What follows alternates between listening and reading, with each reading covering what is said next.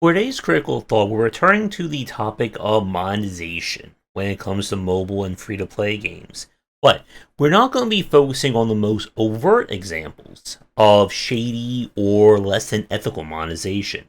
We're going to focus on the covert ones, kind of like the dark side of UX.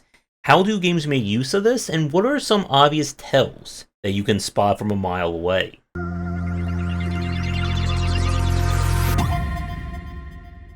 When it comes to the evolution of how mobile and free-to-play design has evolved over the past decade, a lot of it has been both downplaying the kind of extreme monetizations and unethical practices, but also creating more subtle ways of kind of extracting money from players and tilting their games towards the pay-to-win side without being just overly blatant, like give us $70, we'll give you 20 SSRs or 5 stars or whatever.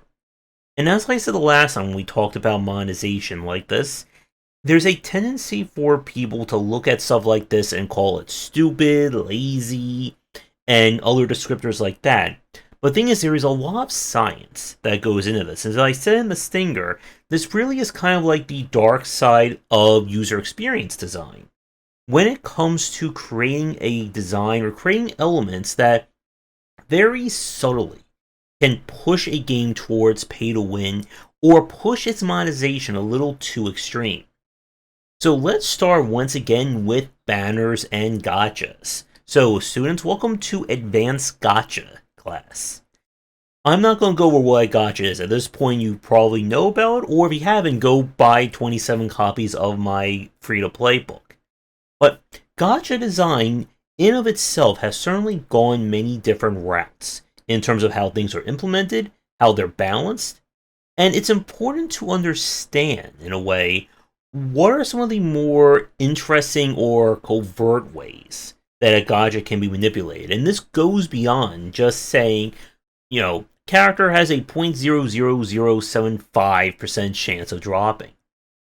So the first thing is that there is actually a more evolved version of gachas that was considered too much like gambling that it was banned from Japan.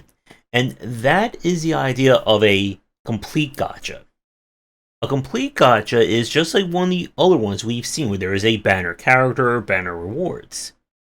But the twist was that the only way you could actually get that banner reward is you must pull one of every other thing that's on the banner in order to then turn it in for that grand prize.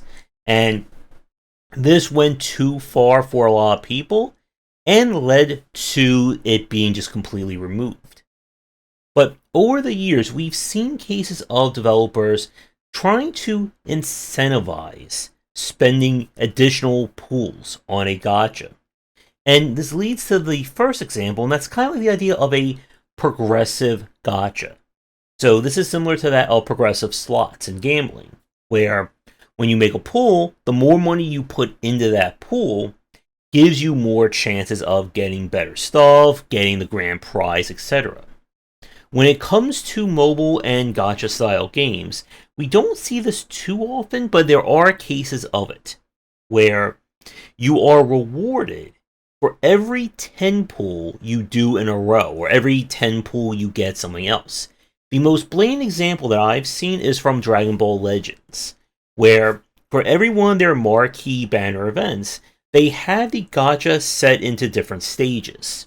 So every time you pull or you do a 10 pull, you advance another stage. And at different stages, you'll get different rewards. This could be anything from an increased drop chance, maybe even just getting a free 10 pull after so many pulls, and so on. And the idea is that you are trying to incentivize going to that 10 pull each time. That you don't want someone to just pull once, you want them to pull at least the 10. Now the next step of this is having discounts when it comes to a 10 pull. They're doing 10 individual pulls costs you more than just one 10 pull. So it would be like if, let's say, a 10 pull is 2,000 premium currency, if you do an actual 10 pull, we'll drop it down to 1,800. Now, this may sound like it's great in practice, but it basically punishes players who don't have a lot of money. If you only have 5 pull, 7 pull, 8 pull, you are de-incentivized or you're punished for trying to make those pulls as opposed to someone who just has the money for a 10 pull. And this is definitely where we get to see some of these more shadier aspects. Alright, this is a future Josh for a quick edit to this gacha section. I forgot one other point when it comes to duplicates and having multiple pulls. And that is the idea of having double gachas. Some games will require you not to just pull on one banner, but to pull on 2 or 3. There could be an accessory banner, a weapon banner, a character banner. And the worst part is that oftentimes the gacha currency cost for all of these is the same. And this becomes very much a pain and definitely takes us into shadier monetization practices, where it doesn't matter if I have the best character if I don't have their, character-specific accessory or their character-specific weapon that goes with them. And you want to be very mindful when it comes to the number of ways or the number of required ways for a character to be boosted. And you want to have as few currencies and as few ways of messing with this as you can. Like we've said, at most 2 currencies I would say is fair. A normal currency and a premium currency. Once you start throwing in multiple progression banners, multiple progression currencies, it starts to be very icky, I would say, in terms of how a game is being monetized. Now, the other aspect of these kinds of more sneakier parts of gacha is when we turn to, there really is no, I think, terminology for this, but I guess we'll call it a premium plus currency, where you have the premium currency or your gacha currency in the game, but there is a currency above that. So you have the currency that you can earn through playing. This is how free-to-play and light spenders will get their gacha currency, they'll save up. But every time you spend money, you get this kind of exclusive currency. And this exclusive currency can specifically be used for a special banner. Let's say this banner has a guaranteed ultra rare or SSR drop after 10 pulls. Or it can guarantee something or has just normal or higher than normal drop rates compared to the normal banner. Again, this is a great example of when you are limiting or cordoning off aspects of your game based on if you spend money or you don't. And we can even throw in stuff like having multiple currencies in this respect. When you have a normal currency, a premium currency, an experience currency, a cosmetic currency, a super premium currency, and so on. The more currencies you have in your game, the more it obscures the actual kind of value of what everything does. And again, it leads to that case of people who have more money can get far more. It can even just get access to something that free players can't. And again, there should not be any system, any currency in a game that if you don't spend money on, is completely locked away from you in all respects. That is definitely when we get to the unethical side and not player-friendly design. And when we see more of these gachas get developed, this goes to another very sneaky aspect, and this is a really good one to talk about. And that is when character pools become a part of their progression. As we've talked about over the past decade, a major aspect of kind of how gacha and hero collector style games have evolved is that it's no longer about just having one character. You want a team of characters. You want to build your respective team or your respective deck, and we go from there. But one of the things that we see from some mobile games and free-to-play ones is that the level or how far you can take a character is inherently gated based on the number of pools or duplicates you have. Every hero collector under the sun has something that you can make or you can use for duplicates. We can see this from Arknights to Genshin to just pick any gacha style game. And again, the point is twofold. It's to enhance characters further and provide further incentives so you're not just rolling one time on a banner. The degree in which these duplicates matter, however, is where it gets a little bit shady. In some games, pulling on a duplicate will maybe just give them basic enhancements. It's not that extreme. This is something they do with an Arknights, that it can lower the cost of a character or deploy them. It may give them some boosted stats. But because the most important thing in Arknights is the utility of a character, potentials are nice, but they're not groundbreaking or game-breaking. Unless you're someone who's trying to do like the super endgame, ultra difficult challenges. But in other games, you can have a character that is fundamentally altered as they go up or down their different progression or duplicate trees. I think Genshin does something similar like this, where skills can be altered or further improved simply by having duplicates. But the worst offender is when the duplicates are tied to leveling up this character or keeping it relevant in your party. So one thing that we see from a lot of games is that, let's say max level is 50. But then if you have one duplicate on the character, you can raise their max level to 80. Two duplicates, it goes to 120, and the cycle repeats. What makes this incredibly bad is that it punishes you simply for trying to collect characters. Because if you don't get multiples of the character that you want to use, or multiples of the weapon or whatever, then that character is inherently going to be useless compared to someone that you have all the duplicates, fully unlocked, etc. And some games will try to get away with this with offering you free pools, maybe you get a wish list, but again, that's not guaranteed. So if I really like 3 different characters, but I'm not getting duplicates for them, they're going to be worthless come the end game or the late game. And when you're trying to keep things relevant like this, you want to offer alternate ways or alternate resources that can be used. Azure Lane is one of the best examples of this, where they have these duplicate kind of resources called booleans that you can use in lieu of having a duplicate of that same ship. So it is very easy to even get, I think it's like SSRs and URs or LRs, like, they're whatever their highest rated is, and just be able to keep using those characters. But you don't want to make the act of, or the importance of these duplicates so vital that it causes the player not to be able to use the characters they want. Speaking about the characters that they want, that takes me to this next point, and it comes about with PvP and character interactions. One of the more annoying aspects of these kinds of games is when they put kind of a requirement to cooperate or do additional multiplayer-based modes. Multiplayer and kind of player-to-player interactions are incredibly popular to build weight and investment in a game. You're part of your favorite guild, you're trying to compete to be best on server, and etc, etc. So there are games that will kind of force this.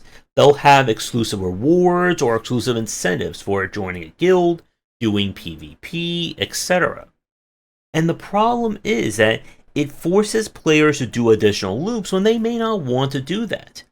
And if your entire game, let's say up until late game, is all about PvE content, and then you force PvP, it can feel like a bait and switch. So the final kind of shadier aspect, I'm sure there's more out there that we'll have to uncover, is that you have this idea of the rich getting richer. This is something that comes up a lot in mobile and free-to-play games, as it's kind of used as a defense of these games, especially by expert and hardcore players, the people who are trying to turn this game into an esport, or the ones who say that this game is perfectly fine, look at how much I've gotten, that kind of thing. So, for people like this and for people like me, when we, or if we spend money in a free-to-play or a gacha game, it's different than spending it as a casual player or as a whale. A casual player is going to spend because maybe something looks really cool, the game pops up with a FOMO offer, that kind of thing. A whale is going to buy things just to, well, get everything. They want every skin and every character and every whatever is in your game. But people who are trying to play the game, not so much at the competitive level, but in the intent to kind of break the game and see how far they can go, their goal is to stretch every dollar. That it's not about either buying every single thing on the store or spending a fixed amount each month. It is more about how do I get the most for each dollar. So that if, let's say there's an offer that it's $30, $50, whatever, and you can get months or even a year or two out of that, this is the kind of stuff that people are going to buy. Because here's the other point about this kind of rich getting richer. For games that have like a PvP mode or a mode that grants you free resources, free premium currency, players will try and push as high as they can into these modes. And the reason is that if you're the first person, or you're the top player, or the top 10, or top 100 on a server, you're going to get free premium resources every week or every season. Those premium resources can then lead to getting easier access to more banners, more characters, more resources. So that once you're on top, it becomes harder and harder for you to stay on top. Or, I'm sorry, for you to get knocked down. Conversely, it becomes harder for new players to try and push up. Because even if you have a good team, you are going to go up against people who have had, all the best characters, all the best teams, or they may have just won so many times that their score is just almost impossible to outpace given the climate of the game. And this is where we see from a lot of competitive style free-to-play and gacha games, where week 1, month 1, people who want to break this game or be the best, they will spend a lot of money at the start. Maybe there's, a welcome gift that is really good, or the first season pass is amazing, or anything like that. And then once they get to the top and they're earning all these resources, they can just kind of pull things going forward. And what ends up happening is that these players, they may spend big in distinct chunks of gameplay or distinct times, but then they're done. They don't need to spend every month. They may only spend if there's like a Black Friday sale, a year anniversary, half year, because they know that if I spend $60 now, that's going to carry me for maybe the rest of the year, maybe even 2 years. And what makes this very shady is that it presents this atmosphere where spending money just inherently gives you that huge advantage. And the game is being tilted towards that. And again, not every game is built around competitive play. But if, let's say, you do have that exclusive mode or that exclusive feature, and that I'm required to have a really good team for it, well, the quicker I do that, the quicker I get more resources, and the less I need to spend long term. So for people like this, again, it's more about very focused spending, as opposed to either, flavor of the month or the whale trying to do everything. And why this is a problem is that if you're building purchases that are so good, so, crazy that why would you never take it? Or why wouldn't you ever take it? Then that definitely creates a pay-to-win atmosphere, even if it is just resources. If I can spend $20 and get, a year's worth of gacha currency, why wouldn't I do that? Even if I just get like 2 to 3 pulls off of that, all the other stuff that I earn, all the duplicates and all that, can be used for something else. And it's why, again, there is a big difference in gacha and free-to-play games between kind of playing them casually and playing them hardcore. Marvel Concept Champions is a really good example of this. There are players who they really don't need to spend any more money anymore. They've gotten their best 5 stars and 6-star characters and are probably gearing up to get 7 stars now.